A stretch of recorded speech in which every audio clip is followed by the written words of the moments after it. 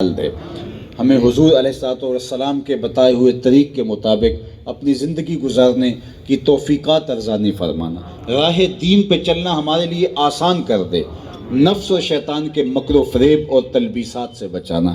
اللہ آج کے اجتماع کی برکتیں ہمارے گھروں میں واپس پہنچنے سے پہلے ہمارے گھروں تک پہنچا دے۔ اللہ ہماری اولادوں کو راہ دین پر شاداب رکھنا، ہماری اولادوں کو حضور کا سچا عاشق بنانا، اللہ ہماری اولادوں کو اہل بیت اور صحابہ کا سچا نوکر بنانا، اللہ ہماری اولادوں کی پیشانیاں 5 گانا سجدوں سے آباد رکھنا، اللہ ہماری اولادوں کی، ہماری نسلوں کی اخلاقیات کی ضمانت اللہ اپنے کرم سے تو نصیب فرمانا، اور اپنا خاص کرم فضل ہماری زندگیوں میں اتار دے۔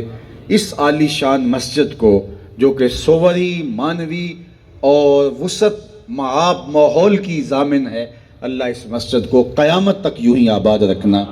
تیرے محبوب کے میلاد کے قصیدے اور زمزمے یہاں گونجتے رہیں، حضور کی نعت کا نور پھیلتا رہے، اللہ اور اس کے رسول کے دین کے پیغام کا ابلاغ ہوتا رہے، اور لوگ یہاں سے فیضیاب ہوتے رہیں، اور اطراف و اکناف عالم کے اندر نور اور اجالے پھیلتے رہیں۔ تیری بارگاہ میں اتنے لوگوں کی تڑپتی آمین کے ساتھ دعا ہے، میرے وطن کی خیر فرما۔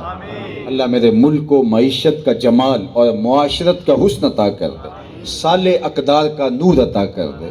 اللہ میرے ملک کو نیک، صالح، پاکیزہ، اہل، دیانتدار اور جرأت مند ہر دور میں حکمران عطا فرما، اور 56-57 اسلامی ملکوں کو ایسے ہی حکمران عطا فرما جو امت کی یگانگت کے ضامن بن جائیں، اور اپنے مظلوم بہن بھائیوں کے لیے وہ جہاں بھی ظلم اور جبر کی باہوں میں کسے کرا رہے ہوں ان کی مدد کے لیے پہنچ پائیں۔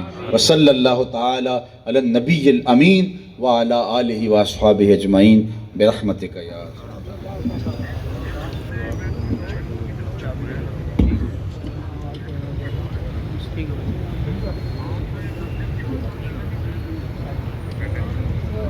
چل مولوی بس ہوں لیٹ ہو گئے۔